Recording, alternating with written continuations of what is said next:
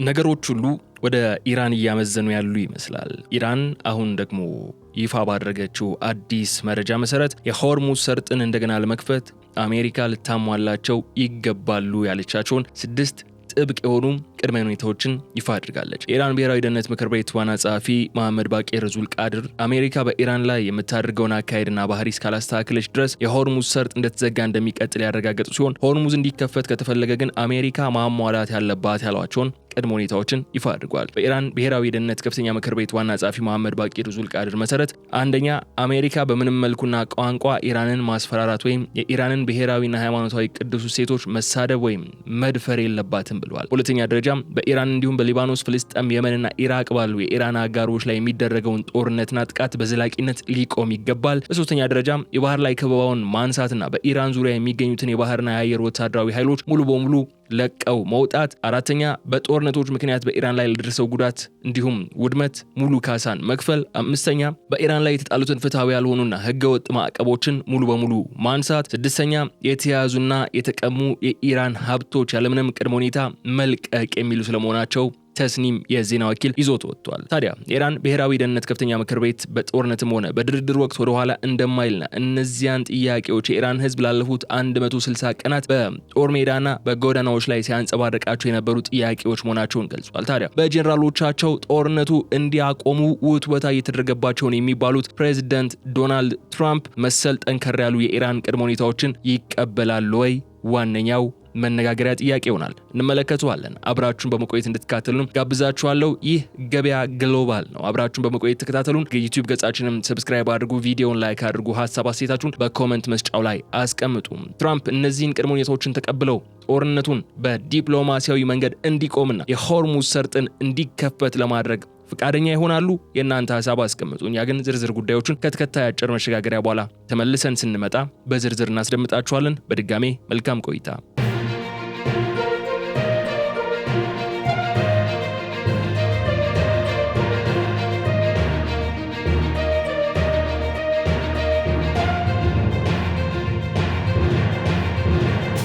የኢራን መንግስት በይፋ እንዳወጀው አሜሪካ በቴህራን ላይ የምታደርገውን የፖሊሲ አቅጣጫ፣ የጦርነት አካሄድና አጠቃላይ የጥቃት ባህሪ እስካላስተካከለች ድረስ በዓለም አቀፍ ኢኮኖሚ ላይ ወሳኝ ሚና ያለውን የሆርሙዝ ሰርጥ እንደተዘጋ እንደሚቀጥል አረጋግጧል። ሆኖም ግን ይህ መግለጫ የሰርጡን መዘጋት ብቻ አውጆ ያበቃ አይደለም። ቴህራን የዓለምን የኃይል አቅርቦት ደም ስር እንደገና ለመክፈት አሜሪካ በአስቸኳይና ያለምንም ማወላወል ማሟላት ያለባት የተባሉትን 6 መሰረታዊ ጠንካራና አጠቃላይ የቀጠናውን የኃይል ሚዛን የሚቀይሩ ቅድመ ሁኔታዎችን ይፋ አድርጋለች። ይህ የቴህራን ውሳኔ ላለፉት 160 ቀናት በውጊያ ሜዳና በዲፕሎማሲው መድረክ ሲካሄድ የቆየውን ወታደራዊና ፖለቲካዊ ፍጥጫ ወደ ፍጹም አዲስና አደገኛ ምዕራፍ ያሸጋገሩ ሲሆን ዋሽንግተንና ምዕራባውያን አጋሮቿን ከዚህ ቀደም ገጥሟቸው የማያውቅ ከባድ የደህንነት የፖለቲካና የመጣኔ ሀብት አጣብቂኝ ውስጥም ጥሏቸዋል። የኢራን ብሔራዊ ደህንነት ከፍተኛ ምክር ቤት ያስቀመጠው ይሄው አቋም የሚያሳየው ጉዳዩ የሆርሙዝ ሰርጥ መተላለፊያን በቀላሉ እንደገና የመክፈት ወይም የመዝጋት የቴክኒክ ውሳኔ ብቻ ሳይሆን አሜሪካ በመካከለኛው ምስራቅ ያላትን የፖለቲካና የወታደራዊ በላይነት ፍጹም በሆነ መንገድ ለመፈተንና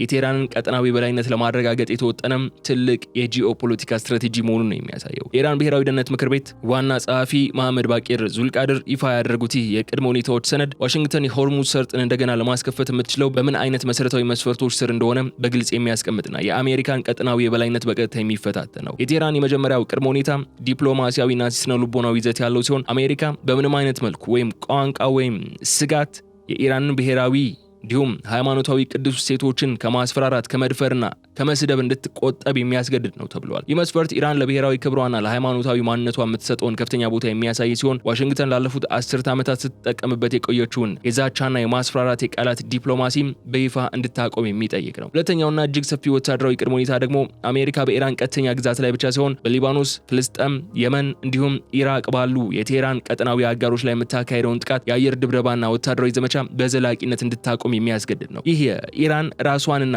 የቀጠናውን የአክሲስ ኦፍ ሬዚስታንስ የመቋቋም ግንባር አባላትን በአንድ ላይ አጣምራ ያቀረበችበትም ስትራቴጂካዊ እርምጃ ተደርጎ ተቀምጧል። በሶስተኛ ደረጃ የተቀመጠው መስፈርት አሜሪካ በኢራን ላይ የጣለችውን የባህር ላይ ከበባ በአስቸኳይ እንድታነሳና በኢራን ዙሪያ በሚገኙት የፋርስ ባህረ ሰላጤና የኦማን ባህር ውሃዎች ላይ የሚገኙትን የአየርና የባህር ወታደራዊ ኃይሎቿን ሙሉ በሙሉ ጠራርጋ እንድታስወጣ የሚያዝ ነው። ይህ አሜሪካ በቀጠናው ያላትን ወታደራዊ መገኘት በከፍተኛ ሁኔታ የሚቀንስና የቴህራን የባህር ላይ የበላይነት የሚያረጋግጥ ስለመሆኑም ተነስቷል። አራተኛውና አምስተኛው ቅድመ ሁኔታዎች ደግሞ የፋይናንስና የምጣኔ ሀብት ማዕቀብን የተመለከቱ ጉዳዮች ናቸው። አራተኛው መስፈርት በጦርነቱ ምክንያት በኢራን መሰረተ ልማት በኢኮኖሚና በህዝቧ ላይ ለደረሰው ውድመትና ስነልቦናዊ ድቀት አሜሪካ ሙሉ ካሳ እንድትከፍል የሚያስገድድ ሲሆን አምስተኛው ደግሞ ቴህራን ላይ የተጣሉትን ህገወጥ ፍትሃዊ ያልሆኑና አጠቃላይ ምጣኔ ሀብቷን ያነጠፉ ማዕቀቦች በሙሉ ያለምንም ሁኔታ እንዲነሱ የሚያዝ ነው። በመጨረሻ ግን በስድስተኛ ቅድመ ሁኔታነት የቀረበው ጉዳይ አሜሪካና ምዕራባውያን አጋሮች በተለያዩ ሀገራት የያዟቸውን ያገዷቸውንና የቀሟቸውን የተጠቀሟቸውን የኢራን ሀብቶች የባንክ ሂሳቦችና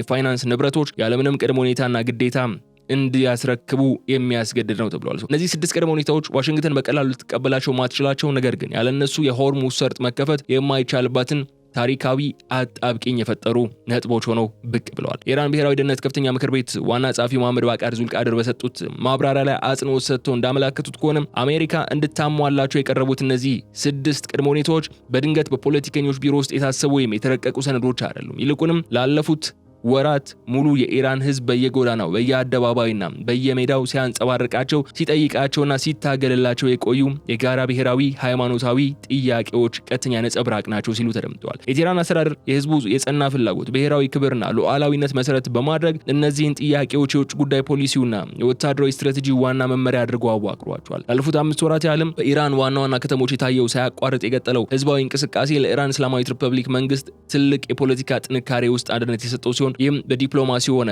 በወታደራዊ መድረክ የቴህራን ተደራዳሪዎችና ወታደራዊ አዛዦች ያለምንም ፍርሃት ጠንካራ አቋም እንዲይዙ አስችሏቸዋል። አትሊስት የመንግስት ደጋፊ የሆነው ማህበረሰብ በየጎዳናው ሲያሰማው የነበረው ድምጽ አሜሪካ በሀገሪቱ ላይ የምታደርገውን ያልተገባ ጫና፣ የኢኮኖሚ ማዕቀብና ወታደራዊ ስጋት ሙሉ በሙሉ እንዲቆም የሚጠይቁ በመሆናቸው የደህንነት ምክር ቤቱም የህዝቡ አደራ ይዞ ወደፊት እንዲገፋ አስገድዶታል ሲሉም ነው ጸሐፊው የተናገሩት። ከዚሁ ጋር ተያይዞ የኢራን ብሔራዊ ደህንነት ከፍተኛ ምክር ቤት ግልጽና የማያወላውል መልእክትን ያስተላለፈው ኢራን በጦርነቱ ሜዳም ሆነ በዲፕሎማሲው ድርድር ጠረጴዛ ላይ በምንም አይነት ሁኔታ ወደ ኋላ የማትልና አቋሟን የማታለሳለስ መሆኑን በማረጋገጥ ነው። ቴህራን በጦርነቱ ሜዳ የምታሳየውን ወታደራዊ ዝግጅትና በሆርሙዝ ሰርጥ ላይ የጣለችው ቁጥጥር በድርድር ጠረጴዛው ላይ የምታቀርበውን ጠንካራ መደራደሪያ የሚያጠናክርላት ስትራቴጂካዊ መሳሪያ ሆኗል። ኢራን ላለፉት 160 ቀናት የከፈለችውን መስዋዕትነት ወደ ጎን በማለት ያለምንም መሰረታዊ ለውጥ ከአሜሪካ ጋር ስምምነት የማታደርግ መሆኑን ማወጇ በዋሽንግተን ዲፕሎማቶችና ስትራቴጂስቶች ዘንድ ቀላል የማይባል የፖለቲካና የስነ ልቦና ጫናን ፈጥሮባቸዋል። የኢራን ህዝብና መንግስትም የተጣመሩበት ይህ የጸና አቋም አሜሪካ በቀጠናው ላይ የምታካሄደውን ወታደራዊና ፖለቲካዊ ስሌት ሙሉ በሙሉ እንደገና እንድታይ ነው የሚያስገድደው። በአሁኑ ወቅት በነጩ ቤተ መንግስት የስልጣን ኮሪዶሮች ውስጥ ያለው ሁኔታ እጅግ ውስብስብ ሆኗል። ውጥረት የነገሰበትና ውሳኔ ለመስጠት የሚያስቸግር አጣብቂኝ የተሞላበት ጊዜ ሆኖ ይገኛል የሚሉ ምንጮች ይደመጣሉ። በምርጫ ቅስቀሳቸው ወቅትም ሆነ ወደ ስልጣን ከመጡ በኋላ አሜሪካ ካልተገቡ የውጭ ጦርነቶች አወጣለሁና አዳዲስ ጦርነቶች ውስጥ አልገባም፣ ጦርነትን አቆማለሁ በሚል የፖሊሲ መርህ የሚታወቁት ፕሬዚደንት ዶናልድ ትራምፕ በቴህራን በኩል የቀረበው ይህ 6 ነጥብ ያለው ጠንካራ ቅድመ ሁኔታ የፖለቲካ ህልውናቸውና ውጫዊ ገጽታቸውን በቀጥታ የሚፈታተን ሆኖ ነው የሚመጣው። ትራምፕ በምዕራባውያን መገናኛ ብዙሃን ዘንድ ጦርነቱን በፍጥነት የማቆም ፍላጎት እንዳላቸውና ድርድር እንደሚፈልጉ ቢነገርላቸውም የኢራንን 6 ከባድ መስፈርቶች ሙሉ በሙሉ መቀበል ግን በዋሽንግተን የፖለቲካ መድረክ ላይ እንደ ትልቅ እጅ መስጠት ድክመትና ታሪካዊ ሽንፈት ተቆጥሮ ሊቀመጥ እንደሚችል ይገነዘባሉ። በሌላ በኩል ደግሞ ጦርነቱን ማስቀጠል፣ ወታደራዊ ግጭቱን ማፋፋምና የሆርሙዝ ሰርጥ ዘግቶ እንዲቆይ ማድረግ ለትራምፕ አስተዳደር ፍጹም አደገኛ የሆነ አማራጭ ነው። የሰርጡ መዘጋት የዓለምን የነዳጅ ገበያ በጥበብ የሚያናጋ፣ የነዳጅ ዋጋ ጣሪያን የሚያስነካና ቀጥታ የአሜሪካን ኢኮኖሚ ለከፋ የዋጋ ንረትና የኢኮኖሚ ውድቀት የሚዳርግ በመሆኑ ትራምፕ ጦርነቱን በኃይል ለመቀጠል ያላቸው እድል እጅግ የጠበበ ስለመሆኑ ይነሳል። በዋይት ሀውስ አማካሪዎች መካከልም በጉዳዩ ላይ የተለያዩ እይታና ከባድ ውዝግቦች ተፈጥረዋል። አንዳንዶቹ የቴህራንን ጥያቄዎች በከፊል ተቀብለው ሰርጡን ማስከፈት ይበጃል ሲሉ፣ ሌሎች ደግሞ አስደናቂው የኢራን ጥያቄ እጅ መስጠት አሜሪካ በመካከለኛው ምስራቅ ያላትን ታሪካዊ የበላይነት ሙሉ በሙሉ ያጠፈዋል የሚል መከራከሪያን ያነሳሉ። ፕሬዚዳንት ትራምፕ በአሁኑ ወቅት በሁለት እሳት መካከል ነው የቀሙት። በአንድ በኩል የዓለምና የአሜሪካን ኢኮኖሚ የሚያናጋው የሆርሙዝ ሰርጥ መዘጋትና የጦርነቱ መስፋፋት ስጋት ሲኖር፣ ሌላ በኩል ደግሞ የቴህራንን ቅድመ ሁኔታዎች በመቀበል የሚመጣው የፖለቲካ ውርደትና የታላቁ አሜሪካ ክብር መሸርሸር ይገኛል። ይህ የዋሽንግተን አጣብቂኝ የትራምፕን ቀጣይ የፖለቲካ ውሳኔና የመካከለኛው ምስራቅን የወደፊት እጣ ፋንታ በከፍተኛ ሁኔታ የሚወስን ወሳኝ ምዕራፍም ነው ሆኖ ብቅ ያለው። በዋሽንግተን የፖለቲካና የደህንነት ኮሪደሮች ውስጥ የሚሰሙ ታማኝ መረጃዎች እንደሚያመላክቱት ከሆነ የፔንታጎን የፔንታጎን ከፍተኛ ወታደራዊ አዛዦችና የአሜሪካ ጦር ጄኔራሎች ፕሬዚዳንት ዶናልድ ትራምፕ በአስቸኳይ ከኢራን ጋር ያለውን ቀጥተኛና ተዘዋዋሪ ጦርነት እንዲያቆሙና ከቴህራን ጋር ወደ ዲፕሎማሲያዊ ስምምነት እንዲመጡ በይፋም ሆነ በሚስጥር ከፍተኛ ውትወታ እያደረጉ ነው የሚገኙት። ወታደራዊ አዛዦቹ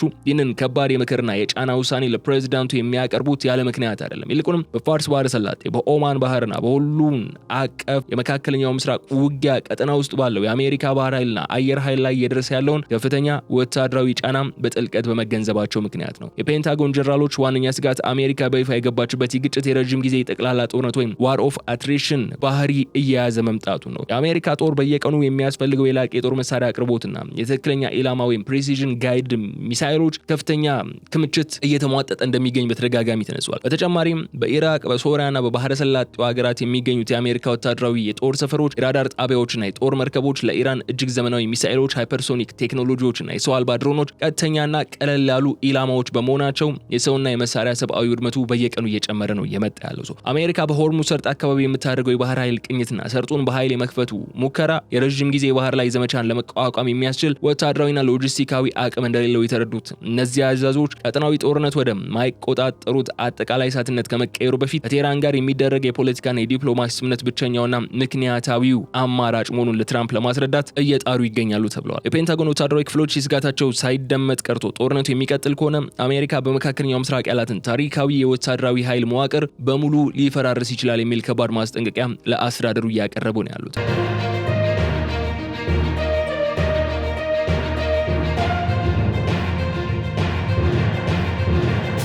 የሆርሙዝ ሰርጥ በዓለም አቀፍ የጂኦፖለቲክስና የነዳጅ ታሪክ ውስጥ ወደ ለየለት ከፍተኛ የጭነቶች ማስተላለፊያ ማነቆነት የተሸጋገረው በተፈጥሯዊ ስትራቴጂካዊ አቀማመጡ ምክንያት ነው። በየቀኑ ከዓለም አቀፉ የነዳጅ ፍጆታ ከ20% በላይ ወይም 5 እጅ የሚሆነው የካስፒያንና የፋርስ ባህረ ሰላጤ የተፈጥሮ ነዳጅ፣ የተፈጥሮ ጋዝ ኤልኤንጂ የሚያልፍበት ይህ ጠባብ የባህር መተላለፊያ የዓለም አቀፉ የኢንዱስትሪና የኃይል አቅርቦት ዋና የደም ስር በመሆኑ የመዘጋቱ ዜና ይፋ ከሆነበት ቅጽበት ጀምሮ በዓለም አቀፍ የኢኮኖሚ መድረክ ላይ ከባድ የድንጋጤ ማዕበልን ፈጥሯል። የሰርጡ መዘጋት በቀጥታ በለንደንና በኒውዮርክ የነዳጅ ገበያዎች ላይ ብሬንት የነዳጅ ዋጋ በከፍተኛ ሁኔታ እንዲያሻቅብ፣ የጭነት መርከቦች የኢንሹራንስ ክፍያ ጣሪያ እንዲነካና በዓለም አቀፍ ደረጃ አደገኛ የዋጋ ንረት ኢንፍሌሽን እንዲንቀሰቀስ አድርጓል። ኢራን ይህንን የተፈጥሮ ስትራቴጂካዊ ጂኦግራፊያዊ በላይነቷን እንደ ትልቅ የፖለቲካ የወታደራዊና የምጣኔ ሀብት መደራደሪያ ካርድን በመጠቀም የምዕራባውያንን አጋሮቻቸው ኢኮኖሚ እያንቀጠቀጠችውም ትገኛለች። የቴህራን ስትራቴጂስቶች እንደሚረዱት ከሆነ አሜሪካና የአውሮፓ አጋሮቿ ያለ ሆርሙዝ ሰርጥ መከፈትና ያለ የባህር መንገድ ጸጥታ የረዥም ጊዜ ኢኮኖሚ ህልውናቸውን ማስቀጠል አይችሉም። ሳውዲ አረቢያ፣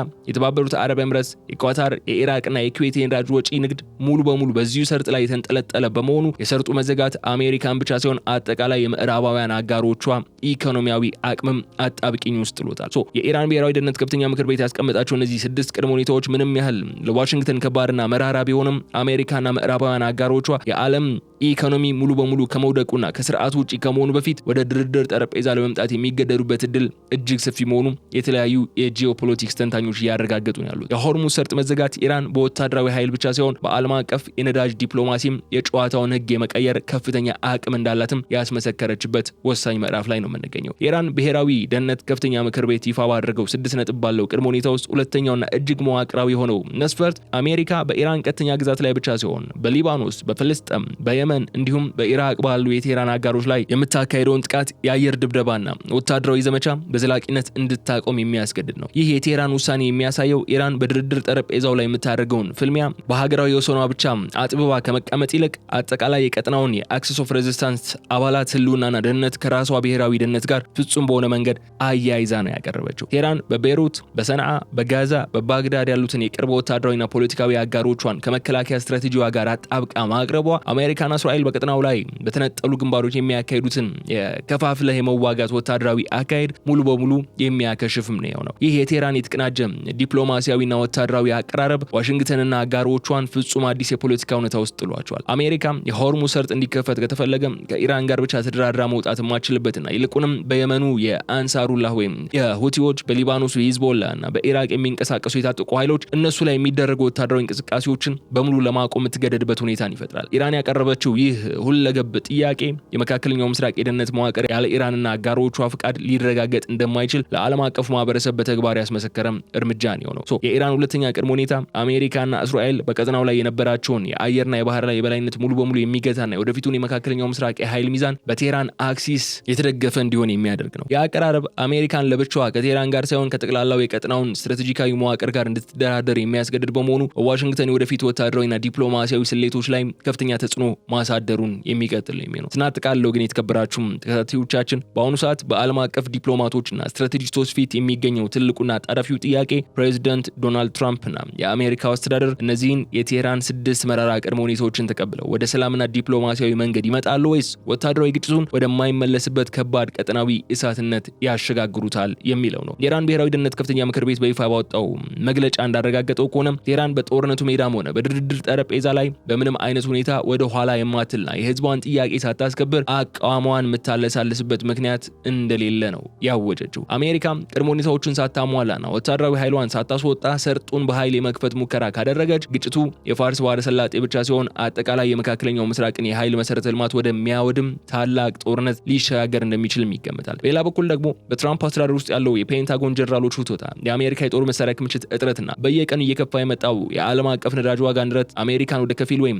ሙሉ የቅድመ ሁኔታዎች መቀበል መንገድ ሊመራት እንደሚችል ሰፊ ግምቶች አሉ። የዋይት ሃውስ አስተዳደር የራሱን የፖለቲካ ሉና ለማስጠበቅና የዓለምን ኢኮኖሚ ከሙሉ ውድቀት ለማዳን ሲል ከቴህራን ጋር በስውር የዲፕሎማሲ መስመሮች በኩል ወደ ድርድር ለመምጣት የሚገደድበት እድልም በጣም ከፍተኛ ሆኖ እየታየ ያለው። በአጠቃላይ ሲታይ ግን የሆርሙዝ ሰርጥ መዘጋትና የቴህራን 6ቱ መስፈርቶች የ21ኛው ክፍለ ዘመን አዲስ የጂኦፖለቲክስ ምዕራፍ እየጻፉ ይገኛሉ። ይህ ክስተት አሜሪካ በመካከለኛው ምስራቅ የነበራትን ብቸኛ የኢንፍሉዌንሻል የበላይነት ዘመን እንዲያበቃ የሚያደርግ መሆኑና ኢራን ከና አጋሮቿ የቀጠናውን የኃይል ሚዛን እንደገና ለመቃኘት የሚያስችል አቅም መገንባቷን የሚያረጋግጥ ነው የሚሆነው። የዚህ ድራማዊ ፍጥጫ ውጤት የትኛውንም መንገድ ቢይዝ ግን የመካከለኛው ምስራቅ ፖለቲካና የዓለም አቀፉ የኃይል አቅርቦት ደህንነት ከእንግዲህ ወዲህ ወደ ነበረበት ሰላማዊ ሁኔታ በቀላሉ እንደማይመለስ ግን ግልጽ ነው። ለምን ከተባለ እነዚህ መስፈርቶች፣ እነዚህ ቅድመ ሁኔታዎች በኢራን በኩል ሲቀርቡ የአሜሪካን ወቅታዊ አቋም፣ የአሜሪካኑን ፍላጎት የአሜሪካ ጀነራሎች እያሉ ያሉት የአሜሪካ ጦር ያለውን ኢንተርሰፕተር ሚሳኤሎች እጥረትን ከግምት ውስጥ ያስገባ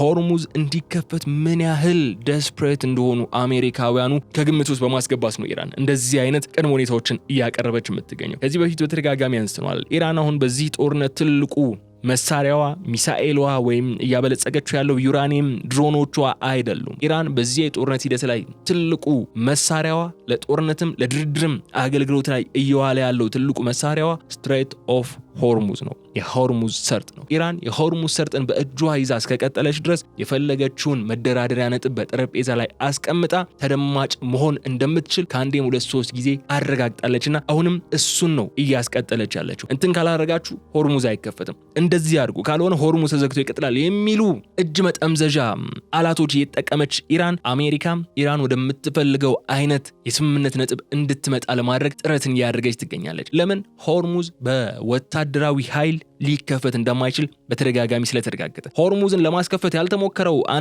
አንድ ብቸኛ ሙከራ ያው እግረኛ ጦርን ማስገባት ነው። እግረኛ ጦር ደግሞ በተደጋጋሚ አንስተናል። አሁን ወደዛ ውስጥ መግባት አያስፈልግም። የእግረኛ ጦር ወደ ኢራን ምድር ለማስገባት የሚደረግ ሙከራ ምን ያክል አሜሪካን ዋጋ ሊያስከፍል የሚችል ጉዳይ እንደመሆኑ ከዚህ ቀደም አንስተናል። አሜሪካኖቹ እሱ ነው የቀራቸው። ከዛ ውጪ ከዛ መለስ ያሉ ነገሮችን ሁሉ ሞክረዋል። አሁን አንድ ወደ ድምዳሜ እየሄዱበት ያለው ጉዳይ ምንድነው? ሆርሙዝን ተነጋግረን ነው ማስከፈት የምንችለው የሚለው ጉዳይ ነው። ለንግግር ሲቀመጡ ደግሞ ኢራን የምታቀርባቸው ቅድመ ሁኔታዎችና ሐሳቦች የሚቀመሱ እየሆኑ አይደሉም። መፍትሄው ምንድነው የሚሆነው የሚለው እንግዲህ በቀጣይ ቀናት የምንመለከተው ይሆናል። ትራምፕ በዚህ ሰዓት ከጦርነት መውጣትን ይፈልጋሉ የሚሉ መረጃዎች እየወጡ ባሉበት የእስራኤል መገናኛ ብዙሃን በምንም አይነት ዋጋ ትራምፕ ጦርነቱን አቁሞ ገለል ማለት ይፈልጋሉ በሚሉበት የትራምፕ ጀነራሎች ጦርነቱን ማቆም አለብን፣ ዳግም ወደ ጦርነት መግባት የለብንም የሚል አቋም ይዟል በሚባልበት የአሜሪካ መከላከያ ሚኒስቴር ወይም ፔንታጎን ከፍተኛ የሆነ የፓትሪዮት ሚሳኤሎች እጥረት እንዳለበት በሚነገርበት በዚህ ሰዓት ኢራን እንደዚህ አይነት መደራደሪያ ወይም ቅድመ ሁኔታዎችን ይዛ ብቅ ማለቷ የድርድር ሂደቱን እንኳን በማስተጓጎል ረገድ የራሱን ሚና የሚወጣ ቢሆንም ግን ኢራን ምናልባት ምናልባት በዚህ መንገድ ጥቅሜን አስከብሬ ልወጣ የምችልበት መንገድ አለ የሚል እምነትን ይዛ እያደረገችው ያለ ነው። ግን ደግሞ እዚህ ላይ መነሳት ያለበት አንድ ዋና ጉዳይ አለ። እሱም ምንድነው? ኢራን አሁን በእነዚህ ቅድመ ሁኔታዎቿ ያስቀመጠቻቸው ጉዳዮች ምንድነው? ቀጠናዊ አጋሮቿና ሂዝቦላ እና ሁቲ